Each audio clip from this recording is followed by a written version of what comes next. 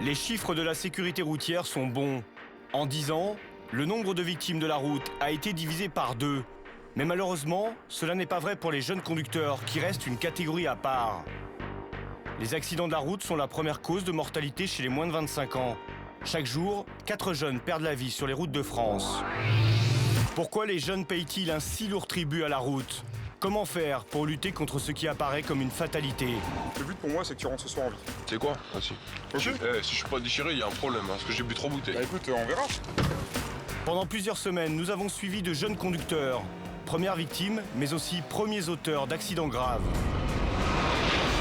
Je vous l'ai dit, depuis le début, j'ai bu calvaire. Tu bois calvaire, voilà, c'est trop. Ils sont en quête de sensations fortes et cumulent souvent tous les facteurs de risque.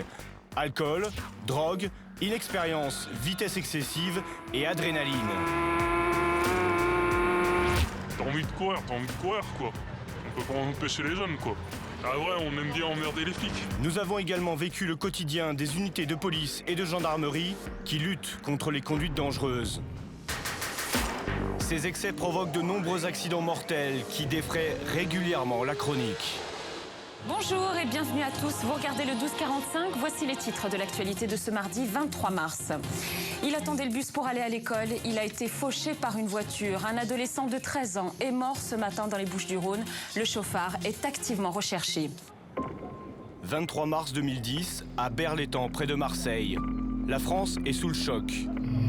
Michael, 13 ans, vient d'être fauché par une voiture. La collision a été d'une violence extrême. Le corps de l'adolescent était projeté à plus de 30 mètres. Michael est mort sur le coup. Le conducteur, lui, s'est enfui au moment de l'accident, mais sera interpellé quelques heures plus tard. Il n'a que 18 ans et roulait à 130 km/h en pleine agglomération, sans permis de conduire et sous l'emprise du cannabis. Ici, c'est limité à 30. Ils arrivent bien à 120, 130 par moment. Que ce soit moto, que ce soit voiture, que ce soit... En tout cas, c'est malheureux. Je suis très choqué. C'est terrible ce qui est arrivé ce matin, voilà. Dans cette ville des Bouches-du-Rhône, la vie s'est arrêtée. 3 jours après l'accident, plus d'1 millier de personnes sont venues de toute la région pour soutenir les parents de Michael. Ils viennent de perdre leur fils unique. Oui, c'était l'ami de mon fils. C'est triste, c'est plus jamais ça. Plus jamais ça. Dans le cortège, de nombreux jeunes venus rendre un dernier hommage à leur ami.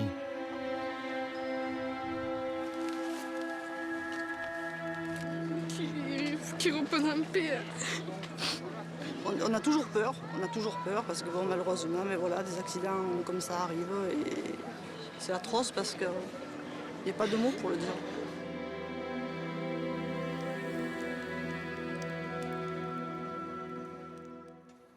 Trois semaines plus tard, la vie reprend peu à peu son cours. Sauf pour Anthony et son frère, Steven. Non mais je regarde bien, il n'a pas changé. Les amis d'enfance de Michael. Ils habitent juste en face du lieu du drame. Ben voilà. Ils ont été parmi les premiers à être sur place au moment de l'accident. 3 semaines après, c'est toujours pareil. Toujours la même douleur, toujours la même haine qu'on a dans le cœur. C'est l'inconscience du chauffeur, quoi. Parce que rouler à 130 en ville, je veux pas trop le... D'après ce qu'on m'a dit, il n'avait pas le permis, donc rien que ça, déjà, c'est pas normal. Si la colère d'Anthony et de sa famille est toujours aussi vive, c'est qu'ils constatent tous les jours que sur cette route limitée à 30 km/h, quasiment personne ne respecte la limitation de vitesse. Regarde, il n'est pas à 30 lui, hein. Pas une voiture qui roule à 30 km/h, pas une. On entend ça, ils arrivent à... Ah. Là-bas, il y avait les flics, là-bas. Avant, ils mettaient les flics qui roulaient doucement. Maintenant, il n'y a plus les flics qui roulent comme des fous, c'est tout. Attention, il y a un Fada qui arrive. Il a le permis, lui. Riyad, il a le permis. Riyad? Non, il est en train de conduire une voiture, là, et il n'a pas le permis. Il a 17 ans. Il a 17 ans, Riyad. Et là, il est en train de conduire une Clio. Et il y en a plein comme ça. Pour certains, ici comme ailleurs, rouler sans permis est presque devenu une banalité. Qui a déjà conduit sans permis? Moi, personnellement, je ne l'ai pas fait sur une longue période, mais j'ai déjà conduit sans permis. Ça nous est déjà arrivé pour aller travailler. On a tous fait, on a conduit sans permis, c'est des choses qui arrivent. Son permis un peu trop vite quand même. Mais bon, il est inconscient, il est jeune, il n'a pas fait attention. Il n'y a pas de limitation de vitesse vu qu'il est déjà hors la loi en conduisant sans le permis. Donc il ne va pas avoir les 30 km/h, les 50 km/h. Ou... Ouais, c'est pas une excuse, mais quoi dire, il roulait vite, le jeune. Ça peut tomber sur n'importe qui en fait, c'est ça. L'accident qui coûte la vie à Mickaël n'est pas un cas isolé. Se mettre en danger sur la route est devenu une véritable mode pour certains jeunes. Région parisienne, un vendredi soir. C'est le moment d'un véritable chassé-croisé entre les automobilistes qui viennent à Paris pour faire la fête et ceux qui rentrent chez eux après le travail. C'est sur le parking d'un grand centre commercial que se retrouvent régulièrement des passionnés de tuning et de mécanique. Véritable phénomène de mode, ces rassemblements sauvages regroupent chaque week-end des centaines d'adeptes qui viennent comparer leurs véhicules. Sur le parking, les stars sont les voitures de sport de grosses cylindrées. Une culture de la puissance et de la vitesse pour ces jeunes avides de sensations fortes.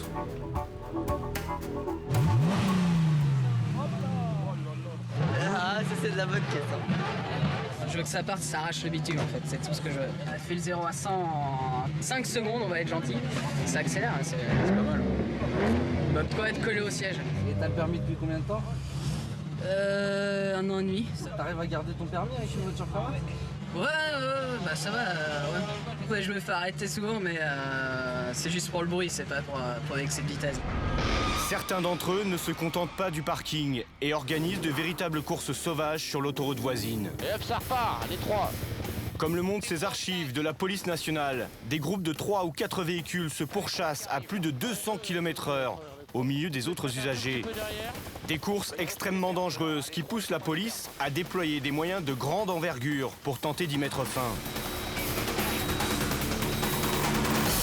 Chilly-Mazarin. Nous sommes à la base de la compagnie CRS Sud Île-de-France. Tous les effectifs ont été mobilisés pour une importante opération de contrôle de vitesse et d'interception. Régulièrement les vendredis, ils se rassemblent ici au centre commercial du Carré-Sénard, grand centre commercial, donc ça se vide le soir. Ils profitent des espaces vides pour se regrouper là-bas, comparer leurs véhicules, échanger, regarder les moteurs, faire un petit peu de bruit, faire un petit peu tout ça. Jusque-là, ça ne nous dérange pas trop. Le problème, c'est que certains après vont commencer à se chauffer un petit peu et engager des courses sur l'autoroute. L'hélicoptère va suivre tout ça et on va positionner des radars, donc ultralight, eurolaser, pour matérialiser les infractions. Donc soyez discrets, il n'y a pas de gyrophare, il n'y a rien, on y va tranquillement, on se met en place et on reste discret. Ok? C'est bien compris pour tout le monde? Alors, le dispositif d'interpellation, oui, il est en place. Et on sait maintenant qu'il y a du monde, puisque nous avons bien sûr des informateurs sur place. Nous savons donc que le rassemblement a bien eu lieu, qu'il y a énormément de monde, que certains sont assez excités. Donc il faut espérer que tout se passe bien et qu'il n'y ait pas d'incident lors de cette soirée. Ce soir, la police est équipée de véhicules banalisés afin d'intercepter les jeunes qui prendraient l'autoroute pour un circuit. Pour être encore plus efficace, les policiers peuvent compter sur un appui aérien. Un hélicoptère équipé de caméras ultra performantes signalera les voitures en excès de vitesse. Plusieurs policiers en civil sont même déployés au milieu des jeunes. Dis-moi l'image de la BM que tu vois là. Laquelle? Celle avec les arçons. 151. Tu peux aller prendre un peu en photo? Celle-là, là. Ils relèvent les immatriculations des véhicules susceptibles de participer aux courses illégales. Mais pour certains jeunes, la tentation de s'élancer sur l'autoroute est plus forte que la peur du policier. Un de ces amateurs de grosses cylindrées souhaite nous parler dans son véhicule. Ouais, vas-y, on va faire un tour. Vas-y, adieu! Au départ, moi, quand je venais, c'était pas trop pour laisser les voitures là. On partait avec sur l'autoroute pour faire des petites courses.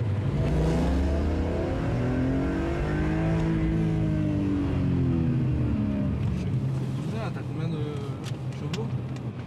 343. Puis là, tu peux mettre en mode sport, ça change la cartographie de la voiture. En réalité, il voulait nous montrer la puissance de son véhicule.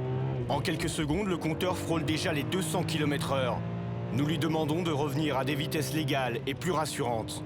De toute manière, cet habitué sait que ces rassemblements sont régulièrement placés sous haute surveillance. Ils peuvent te prendre avec l'hélicoptère, je sais pas... T'as toujours un peu la peur en plus de te faire serrer quoi. J'ai déjà perdu 23 points. Ouais, j'ai déjà fait 4 fois le stage pour récupérer.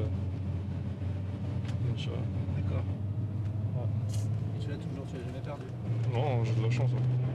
J'ai de la chance. Quelques kilomètres plus loin, les policiers sont en place. Munis d'appareils à visée infrarouge, ils scrutent l'autoroute et mesurent la vitesse des voitures qui passent en contrebas. Pour le moment, ils n'ont relevé aucune infraction. Le commandant Baran ferme la marche. Posté non loin de l'autoroute, il est prêt à intercepter les bolides des jeunes. On attend les instructions du lieutenant et du major qui sont dans l'hélicoptère, qui nous diront que les courses ont commencé. Et dès que c'est parti, on a quelques minutes pour aller se mettre en place.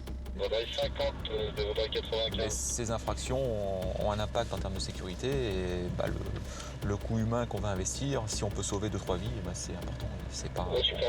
Il vaut mieux 30 fonctionnaires pendant 3 heures ou 4 heures sur ce type d'opération. Si on peut sauver 3-4 vies, c'est quelque chose de fantastique. Marteau de Vaudois 81, j'avais 2 voitures. Il doit y avoir une offre qui va arriver sur la station totale à grande vitesse. Retour sur l'autoroute, l'hélicoptère signale aux équipes au sol 2 véhicules qui roulent à vive allure. Ils sont aussitôt repérés par les policiers équipés de jumelles qui doivent tenter de relever leur vitesse. 170 km/h. Voilà. Pour une route qui est normalement à combien? À 110.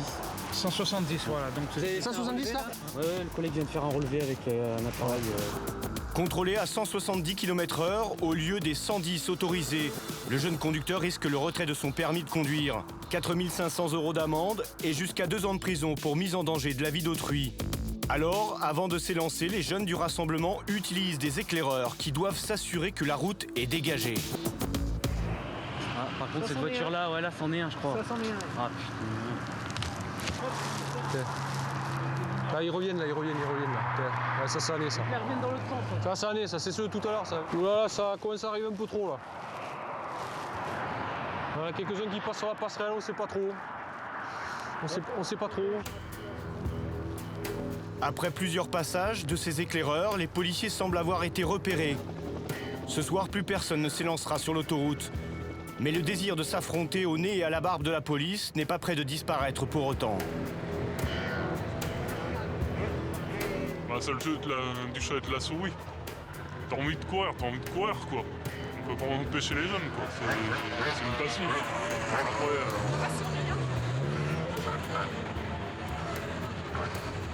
Ah ouais, on aime bien emmerder les flics. Les policiers n'auront relevé que 2 infractions ce soir. Un résultat qui peut sembler peu satisfaisant, mais leur présence a sans doute permis d'éviter le pire.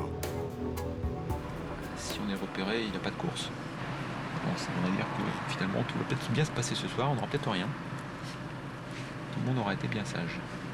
On parle de quelques excités tout à l'heure qui recevront le PV à la maison.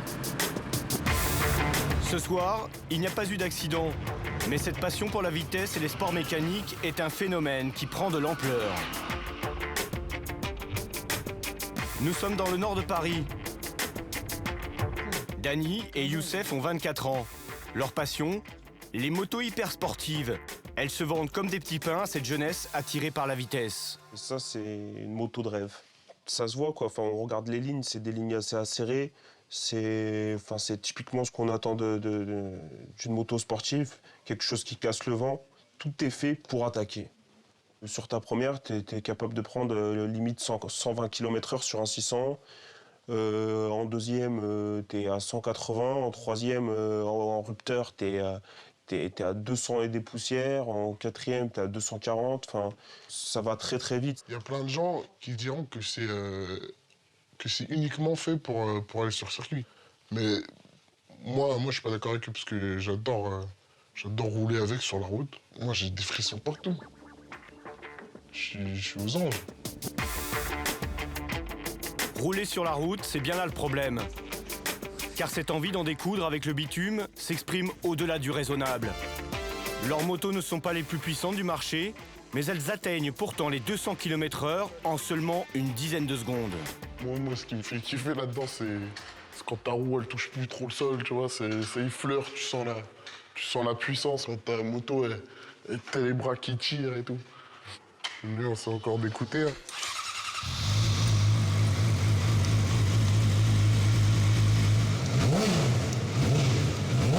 Il y a plein de gens qui aiment rouler à la ferme la moto aux vitesses légales. J'aimerais bien, mais je prends beaucoup plus de plaisir à rouler un peu plus fort que la normale. En roulant aussi vite, comment on fait pour garder son permis? Il y a des petits stratagèmes? Bien sûr, il y a des stratagèmes. Il y a le système de la plaque rétractable. Mais bon, malheureusement, malgré pas mal de stratagèmes, on se fait toujours rattraper. Rouler régulièrement au-delà de la limite légale est le meilleur moyen pour avoir des problèmes avec la police. Et le dernier épisode en date reste difficile à avaler pour Youssef. Je me suis fait flasher au-dessus de 240 km/h à la place de 90 km/h. Le permis saute direct, ouais. Enfin, ce qui est fou, c'est qu'on nous traite comme des criminels, c'est menottes, c'est garde à vue. Je veux bien que ça soit une procédure, mais bon, je trouve ça un peu difficile, surtout qu'une ligne droite, quand il n'y a pas une voiture, qu'il n'y a pas un chat, à part sa vie et une rambarde de sécurité, je vois pas trop ce qu'on risque. Néanmoins, ce que je comprends pas, c'est que là, à l'heure actuelle, tu es sans permis, mais tu roules toujours. De temps en temps, je roule toujours, j'en ai besoin, comme on dit, on a ça dans le sang et... Quand t'as ça dans le sang, qu'est-ce que tu veux faire pour te l'enlever, ça? Comment tu veux? La passion, c'est une passion traître, ça. Si je pouvais me l'enlever, moi, je me l'enlèverais tout de suite. Mais tu peux pas. Tu vis avec et toutes les nuits, t'en rêves, t'as envie de sortir la moto tout le temps. Et voilà. On a presque que ça dans la tête. C'est très dur de s'en passer. Et y a des moments où on craque et on la prend et on va se faire plaisir.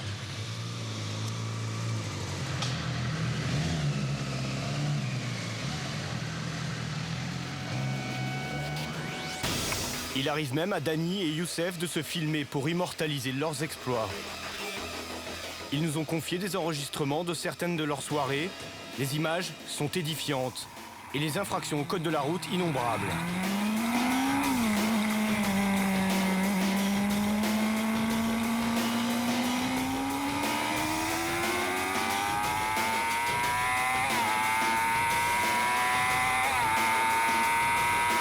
En quelques secondes, le compteur frôle les 250 km/h.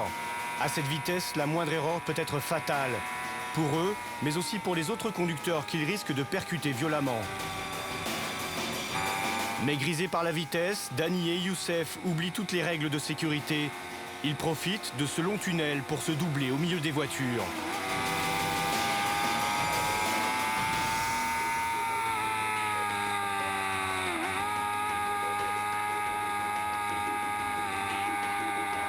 Pourtant, ces portions d'autoroute limitées à 90 km/h sont équipées de nombreux radars automatiques.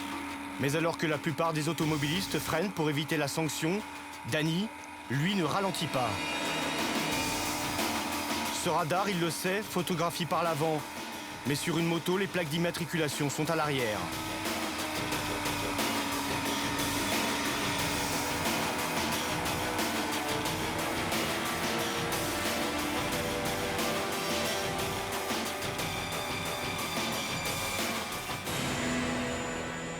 Afin de leur faire prendre conscience de leurs actes, nous regardons avec eux les images de leur virée.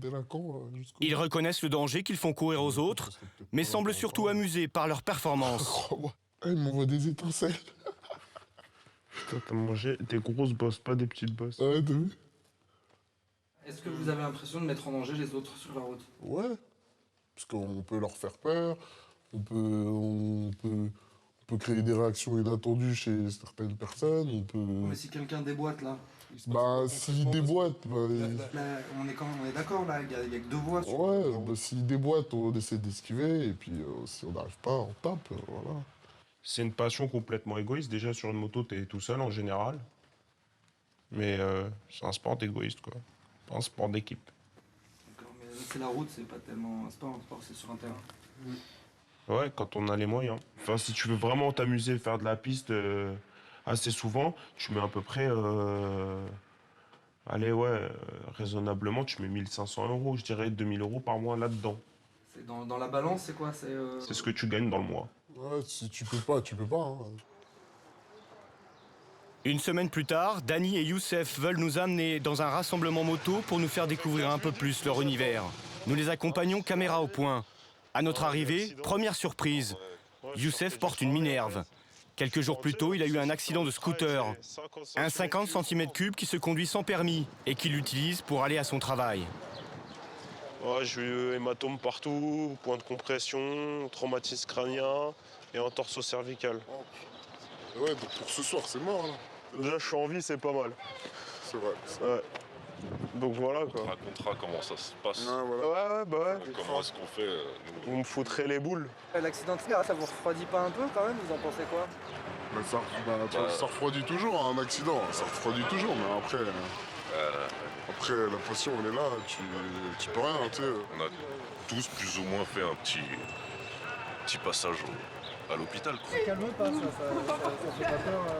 Ça calme la première semaine. Après, on reprend goût.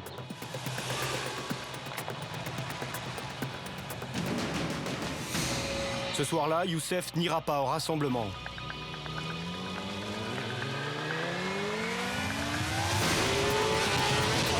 Vendredi, 19h30, à la sortie de Paris, la circulation est très dense.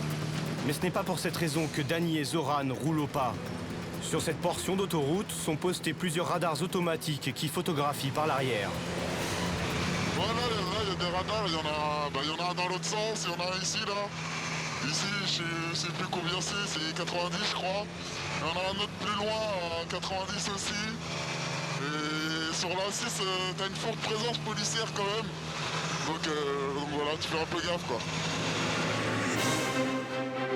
Après le dernier radar passé, les motards accélèrent.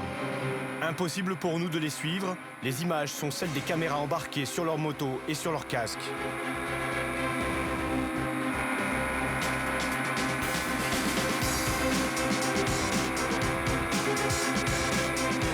À cause de la circulation, Dany calme le jeu d'un signe de la main. C'est lui qui ouvre la route et qui décide de leur allure. Pour une fois, ils sont calmes. Mais un événement imprévu vient exciter nos jeunes motards. Une troisième moto les dépasse à grande vitesse. Pour eux, c'est une provocation. Il n'en faut pas plus pour déclencher une course-poursuite. Les trois motos slaloment au milieu des autres usagers à près de 200 km/h. À cette vitesse, il est impossible d'éviter une automobile qui ferait un écart. Ce jeu mortel va durer une dizaine de minutes.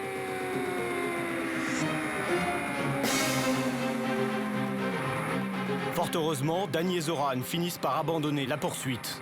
Ils approchent du lieu du rassemblement.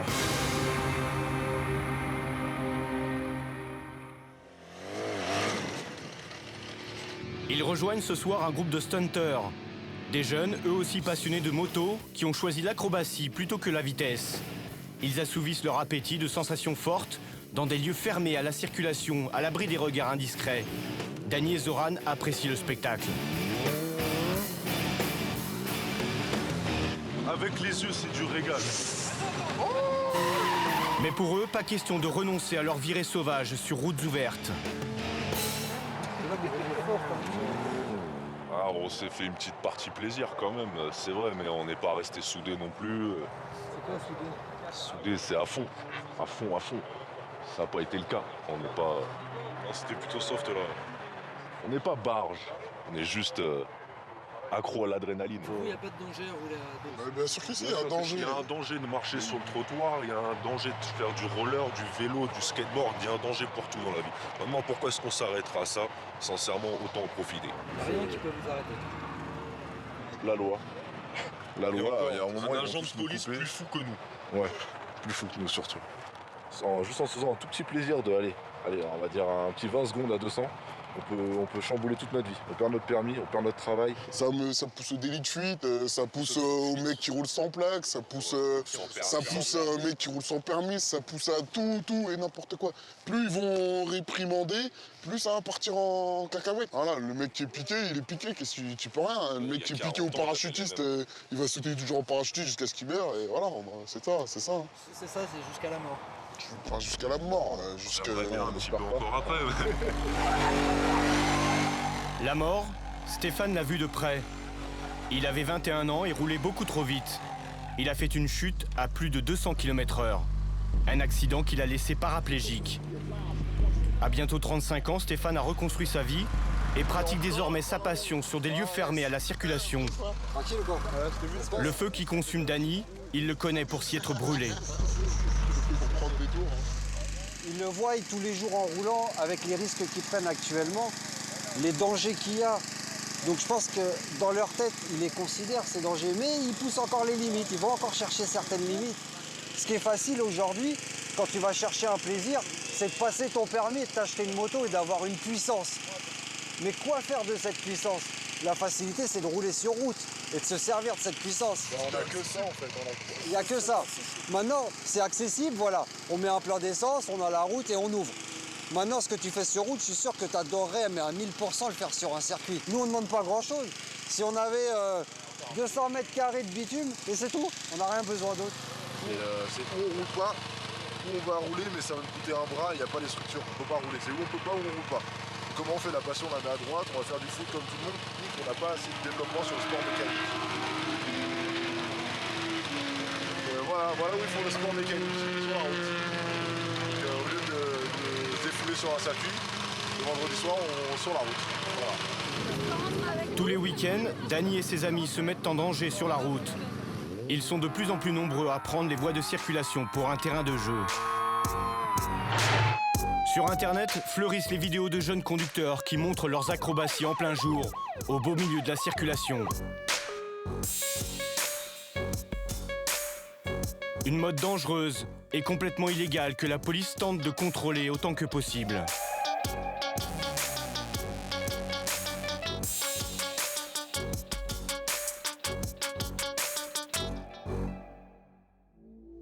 Nous sommes en Seine-Saint-Denis. Ces policiers font partie de la compagnie de circulation et de sécurité routière. Chaque jour, au guidon de motos banalisées, ils se mêlent à la circulation pour détecter les comportements dangereux.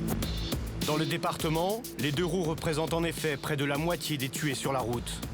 Très vite, les policiers remarquent au loin des adolescents qui circulaient sans casque. Mais eux aussi ont vu les policiers. L'un d'eux descend du scooter et un autre attache son casque à la hâte. Coupez le moteur. Ils sont arrêtés quelques mètres plus loin. Ils ont 14 ans à peine et ne semblent pas vraiment inquiétés par le contrôle de police. Ah, c'est confiant là. Alors, jeune homme. Bonjour. Expliquez-moi pourquoi vous circuliez sans casque de sécurité. Comment je circule sans casque? Mais quand vous êtes arrivé au feu... Mais j'avais le casque. Non, vous l'aviez entre les jambes. Ouais, bah ouais. Ça sert à rien entre les jambes. Ah, c'est confiant là, pareil. On va être obligé de rédiger un procès-verbal de contravention de forme simplifiée. Ça veut dire quoi ça? Oh, bah, c'est ce qu'on appelle plus communément un PV. Oui. Une amende. C'est dur. C'est dur, hein. Ah, vous roulez sans casque là? On sortit d'Y, c'est pour ça. Et dans 93, on n'a pas trop roulé avec les casques. Ça fait trop encombrant, on va faire les beaux gosses, vous avez vu. C'est pour ça.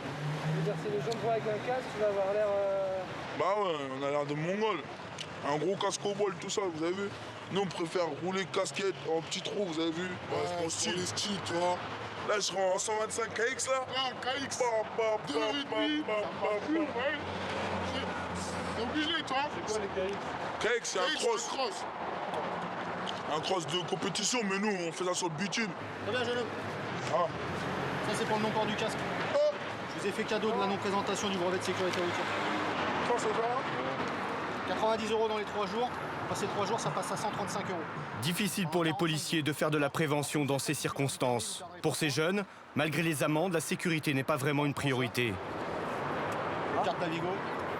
De toute façon, leur image au sein de leur groupe est bien plus importante que les notions de sécurité, ça c'est sûr.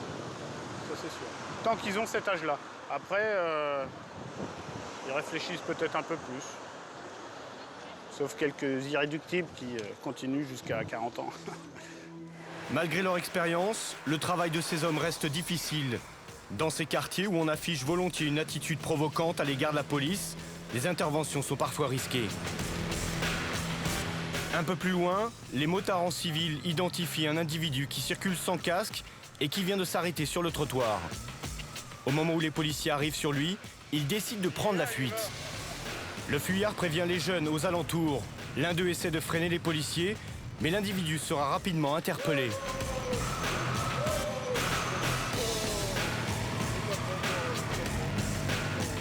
présenter une pièce d'identité ou les pièces afférentes à la conduite et à la circulation du véhicule. Ah bah alors vous auriez mis le casque tout de suite, ça aurait été plus simple. Hein. Il a une pièce d'identité, non? Non, il n'a rien sur lui. Vous avez le permis? Sans casque, sans permis et circulant sur le trottoir, ce jeune homme cumule les infractions, ce qui ne l'empêche pas de tenter de négocier avec les policiers. Ah bah heureusement que vous n'avez pas été méchant. J'aurais voulu en 2 minutes, j'étais dans le box. Je connais mon nom, tout le monde connaît mon nom aussi, tout le monde me connaît. Il essaie en fait de gagner du temps. Il sait que la situation peut dégénérer rapidement. Il suffit que le ton monte pour que les jeunes du quartier interviennent. Mais la voiture qui va transporter le conducteur arrive rapidement. C'est-à-dire qu'en fait, il faudrait qu'il y ait un collègue qui nous ramène le monsieur au commissariat pour qu'on sache qui c'est. Attention. Sauf pas.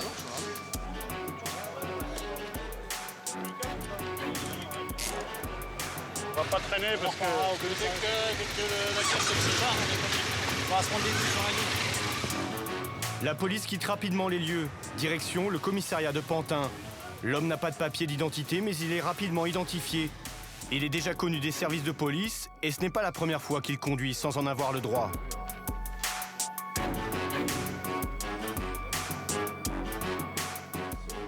Conduite malgré annulation de permis, ouais. En 2006. Défaut d'assurance, conduite malgré annulation du permis et refus d'obtempérer en 2007. Ouais, c'est quelqu'un qui est coutumier des faits. Cela fait donc 4 ans que ce motard conduit sans permis. Il s'agit d'un délit, il est immédiatement placé en garde à vue. Mais il ne semble pas avoir pris conscience de la gravité de la situation. Et vous roulez depuis 2006 en Non. Après, c'est que maintenant, là. Parce que je devais voir quelqu'un, c'était une petite urgence, plus ou moins. Mais je pensais que j'en avais pour 2 minutes, maintenant j'en ai pour toute la nuit. Ça casse les couilles, mais c'est comme ça. Hein. C'est comme ça. Tu vas attraper ou tu te fais pas attraper. C'est comme ça. Le jeune homme sera jugé d'ici quelques semaines. Il risque jusqu'à 4 500 € d'amende et 2 ans d'emprisonnement. Pour certains, le prix à payer peut être beaucoup plus lourd. Attention ! Retour à Paris. Un accident grave vient d'avoir lieu boulevard Saint-Michel, une des artères les plus fréquentées de la capitale. Un scooter est passé sous un camion. La violence du choc a complètement détruit le 2 roues. C'est Michel, policier du service central des accidents, qui est chargé d'effectuer les premiers relevés. Et ici, vous avez le premier véhicule qui s'arrêterait selon les premières constatations au feu rouge. Le camion circule, arrivant derrière lui, percute le scooter qui se trouve entre les 2 véhicules. On voit l'état du scooter. Le conducteur a beaucoup de chance. Beaucoup de chance en effet, car il s'en sort avec seulement quelques hématomes, 5 côtes cassées et surtout une grosse frayeur.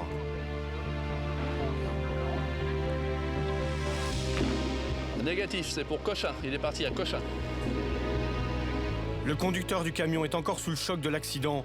Il a bien tenté de freiner, mais il n'a pas eu le temps d'éviter la collision avec le scooter qui voulait se faufiler entre lui et la voiture. Le problème du 2 roues, c'est la conduite de certains motocyclistes, cyclomotoristes. Et le fait qu'ils ne prennent même pas en compte qu'il y a d'autres occupants, qu'il y a d'autres acteurs de la circulation routière. D'habitude, ce sont des jeunes de 16, 18, 20 ans, grand maximum, qui font n'importe quoi. Ils n'ont pris aucun cours de conduite, ils font fi de toute mesure de sécurité. Les usagers de 2 roues ont 3 fois plus de chances que les autres d'être victimes d'un accident grave. Pas seulement en raison de leur comportement, mais aussi à cause de leur fragilité. Coulommiers, en Seine-et-Marne.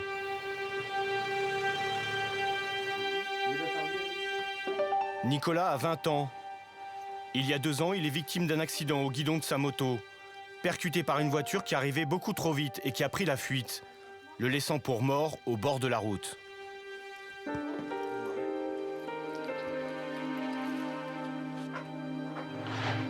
Nicolas est un miraculé.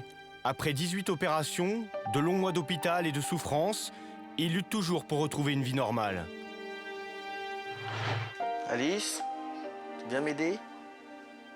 Nicolas a perdu l'usage d'un bras, lui qui habitait seul et avait trouvé un poste de serveur dans un grand établissement parisien, est aujourd'hui dépendant de sa sœur et de sa mère pour tous les gestes du quotidien. C'est quoi le plus pénible au quotidien, Nicolas? Le plus difficile à faire?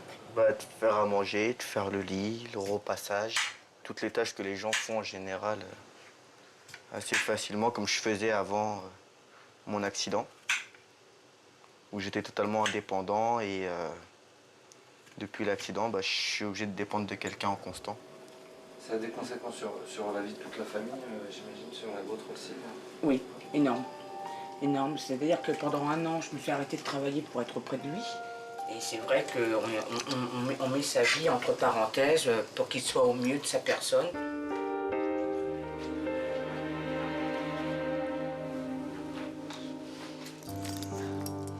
Ce jour-là, oui, il y a toute une, je dirais, tout un train-train quotidien, entre guillemets, qui s'est cassé d'un coup, quoi. C'est ta vie qui s'est brisée. Ce jour-là, c'était ta vie, c'était la mienne, c'était ta sœur. C'est tout. On t'a volé ta vie. C'est tout. Voilà. C'est ça. On n'a pas cherché, t'as gamin de 18 ans, on t'a tout enlevé. C'est là le problème. Tes projets, tout a été cassé, tout a été enlevé. Ils n'ont pas pensé au mal d'une mère, au mal d'une sœur. Ils n'ont pas pensé. J'ai mis 1 an et demi à te reconstruire. C'est pas eux qui étaient là la nuit. C'est pas eux qui pensaient tes pansements. C'est pas eux qui t'ont entendu pleurer. C'est moi. Le 28 juillet 2008, on a volé ta vie. Et on a brisé la mienne et on a brisé celle de ta sœur. Voilà.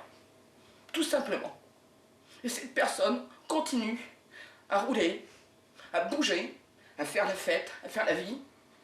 Mais toi, c'est nous qui sommes là. Vous allez prendre compte de tout ça.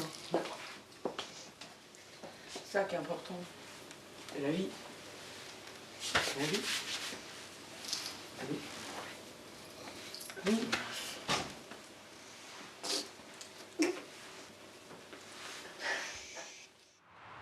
Depuis un an, Nicolas s'est engagé au sein de l'association de la prévention routière.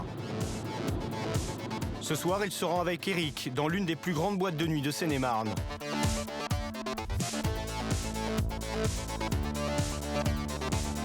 Ils vont tenter de sensibiliser les jeunes conducteurs sur les dangers de l'alcool au volant. Il s'agit de la première cause d'accident mortel chez les 18-24 ans. Bonsoir, madame, mademoiselle, messieurs! Ce soir, on fait une soirée capitaine de soirée. Votre permis de conduire toute la soirée, c'est égal à 2 boissons non alcoolisées gratuites. Il y a une centaine de personnes déjà qui sont présents, qui veulent participer à la soirée.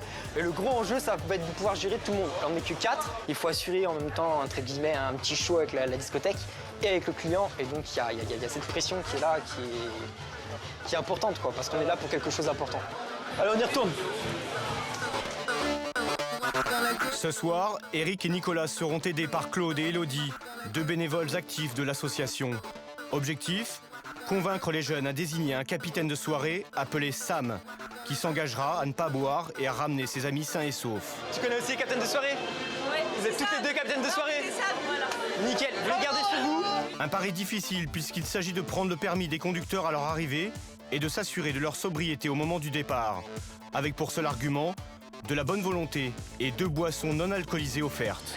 Tu me passes ton permis pour toute la soirée, je t'offre 2 boissons non alcoolisées.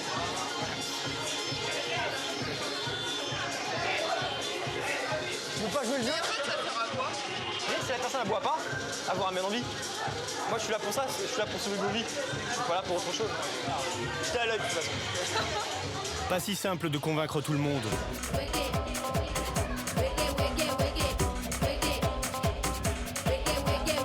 La soirée bat son plein et les verres s'enchaînent rapidement.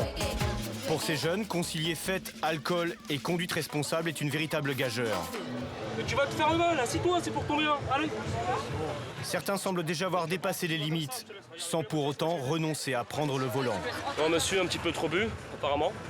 Et donc il veut prendre le véhicule, mais j'ai pas le droit de le laisser partir comme ça, même pour son bien, de toute façon, quoi qu'il arrive.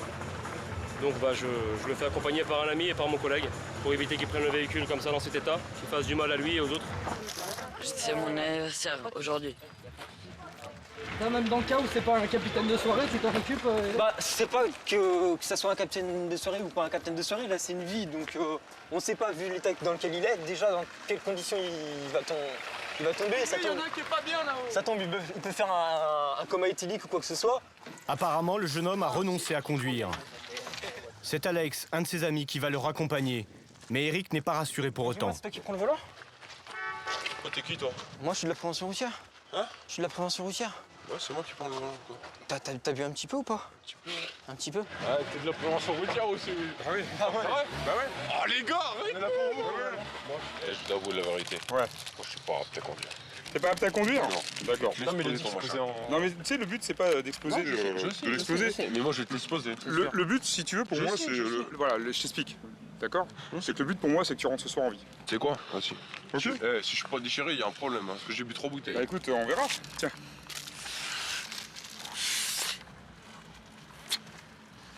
Ok. Verdict? Alors, donc là, tu vois, regarde, je te montre. Tu vois, la couleur a quand même changé. Maintenant, voilà, c'est vert. Tu vois, si là, par exemple, tu te fais contrôler, c'est pas bon pour toi, quoi. Tu vois, t'imagines les ennuis que tu peux avoir. Donc à la limite, je pense que le plus sérieux, c'est de rester là, un petit peu, sur le parking. Il n'y a pas de souci, monsieur. Ok. Et puis après, si un jour tu veux reboire un coup, il n'y a pas de problème, mais ça sera sans alcool. Ça marche? T'en tapes 5? Ok. Ok, ça marche. Mohamed! Alors, pratiquement, vous allez faire comment là pour rentrer? On va faire comment? On va faire comme dans toutes les boîtes, on va dormir sur place. Pour ces jeunes qui n'avaient pas laissé leur permis à l'entrée, Eric a peut-être évité le pire. Mais il doit maintenant retourner dans la boîte de nuit où l'attendent les capitaines de soirée. Nous, on peut faire que le minimum avec eux. On peut simplement leur dire, ne prenez pas le volant, quoi. C'est tout ce qu'on peut faire, parce que sinon, on passe du temps avec tous les clients et les capitaines de soirée, on les perd, quoi. Donc priorité à ceux qui veulent jouer le jeu. Et après, on aide les gens qui en ont besoin. Malheureusement, c'est comme ça.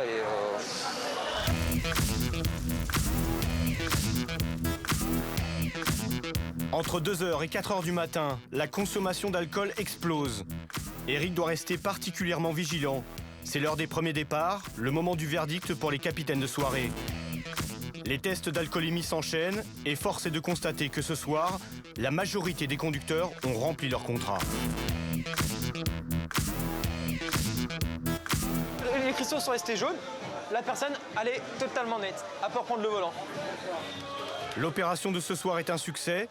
Sur les 70 capitaines de soirée, seuls 4 d'entre eux seront positifs. Mais Alex, lui, n'a visiblement pas suivi les conseils d'Eric. Au moment de partir, la sanction tombe.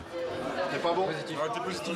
Petite 0,50. Donc là, c'est... Pas prendre le volant, là. Pas conduite. Ah ouais, c'est la copine qui prend le volant, hein, y a pas de souci. D'accord. C'est la tu sais quoi, tu vas voir, c'est la copine qui va conduire. Viens avec moi. Viens avec moi. Hey, Louisa, oh, conduis, c'est ma conduite. Non, mais y a pas de souci, de toute façon. Oh, je suis positif à l'alcoolémie, ouais. Vas-y, conduis.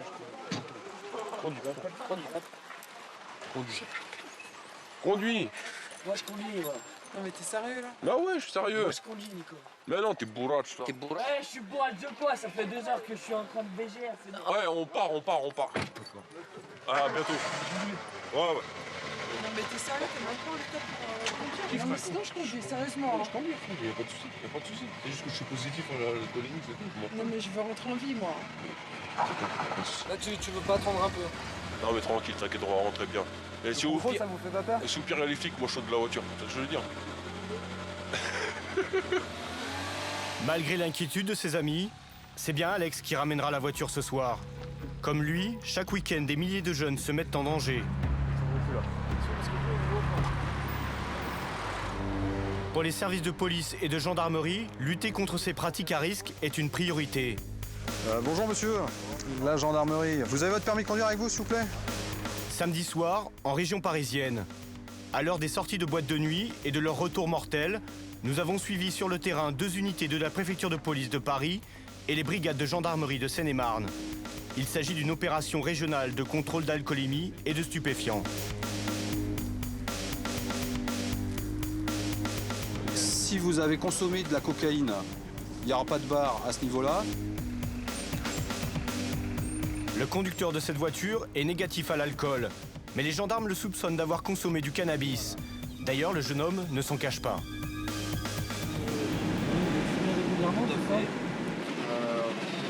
régulièrement, on va dire, surtout en soirée, le week-end. Après un petit peu la semaine pour après le taf, décompresser. Donc là, vous avez un trait sur le cocaïne, un trait sur l'opiacé. Par contre, il n'y a pas de trait sur le THC. Ça veut dire qu'il est positif au THC. Donc, sachant que vous consommez régulièrement, et ben, vous avez constamment du cannabis dans votre organisme. Donc, en fin de compte, le test, il est tout le temps positif. Ça fait marcher là. Donc, lundi, je reprends le taf. Normalement, là, je peux peut-être pas le reprendre du coup. Consommer du cannabis au volant est un délit. Ce jeune conducteur perdra 6 points sur son permis de conduire. Il risque en plus une amende de 4 500 €, une suspension du permis et jusqu'à 2 ans d'emprisonnement. Comme tous les automobilistes contrôlés positifs aux stupéfiants, il devra faire une prise de sang pour déterminer son taux exact.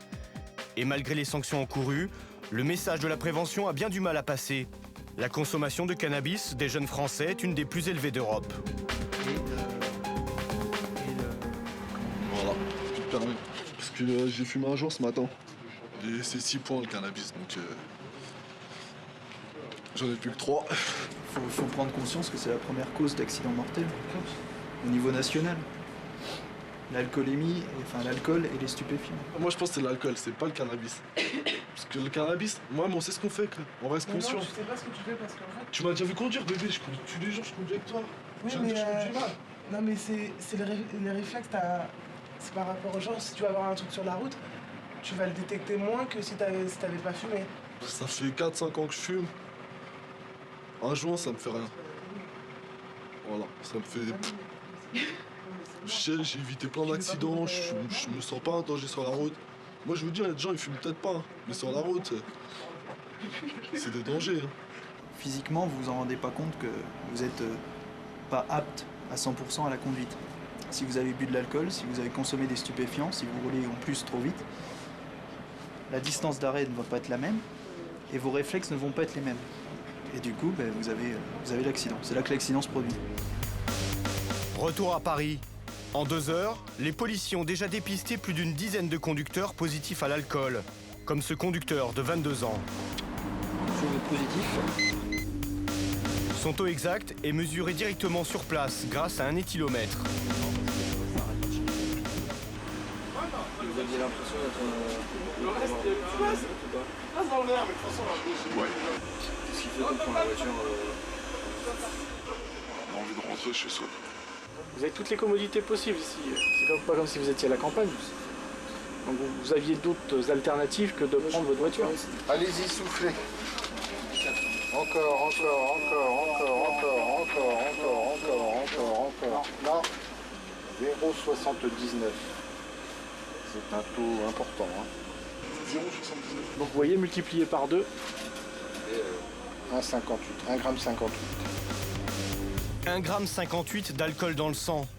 Un taux qui constitue un délit bien au-dessus des 0,5 g autorisés par la loi. Dans cet état-là, les risques d'avoir un accident augmentent considérablement. Une réalité dont le jeune homme ne semble pas vraiment avoir conscience. Non, mais je me sentais pas dangereux à ce point-là, quoi. C'est juste ça. Je me sentais dans la tête qui me disait, oh là, rien d'autre. Ils connaissent bien les taux, les risques, donc ils savent. Mais je pense qu'ils n'en prennent pas conscience et ils continuent à prendre la voiture, même en ayant trop consommé d'alcool. Le permis, vous avez combien de temps? Presque 2 ans. Vous avez toujours combien de temps alors? J'ai tous mes points. C'est-à-dire 6. Permis probatoire. Depuis 10 minutes, vous n'en avez plus. Du tout? Bah non, vous êtes en délictuel, donc même en contraventionnel, vous auriez eu 6 points de moins. 6 moins 6, je vous laisse faire le compte. C'est 6 points là? Ah oui. Là c'est 6 points, et comme vous êtes en délictuel, il y aura un retrait de permis en plus des 6 points. Plus l'amende. Ce soir, ce jeune automobiliste passera la nuit en cellule de dégrisement. Peut-être de quoi le faire réfléchir. Mais une fois au poste de police, certains ont plus de mal à accepter cette nuit de garde à vue. Alors, tu m'as dit que tu t'appelais comment? C'est écrit. C'est écrit. Ça fait longtemps que tu fais du scout? Allô? Non, je parle plus, moi, c'est que je parle pas. Quand c'est cool. Qui c'est qui te casse les couilles? Vous, vous cassez les couilles. Je crois qu'il va falloir vite que tu calmes le jeu, ok? J'ai pas fait grave. J'ai bu, je vous l'ai dit depuis le début, j'ai bu 4 verres. Tu bois 4 verres, voilà, c'est trop, déjà trop. Tu t'es déjà croûté en scooter? Jamais. Mais t'as bien de la chance. On en ramasse tous les soirs. Ah, je sais, le scooter c'est dangereux. C'est dangereux. Et plus ça glisse. Ouais, et bourré, c'est encore mieux. Ce qui m'inquiète, c'est quand tu dis que t'as rien fait de grave en fait. Moi je bois jamais, moi. Ça m'arrive de temps en temps de boire. Je préfère te voir ici, face à moi, pour un problème d'alcoolémie, que te ramasser avec la tête écrasée en deux, quoi. Enfin bon, on n'est pas là pour moraliser, on est là pour sensibiliser. Voilà. On fait notre travail, on sensibilise. Quand il faut prévenir, on prévient. Quand il faut punir, on punit. Donc après, ben, tu sors, tu fais la fiesta, tu rentres en taxi. En taxi ou à pied, quoi. Au métro. Au métro, voilà. On te dit. Au total, cette nuit, une trentaine de jeunes conducteurs seront contrôlés positifs à l'alcool ou aux stupéfiants. L'opération de ce soir a peut-être sauvé plusieurs vies.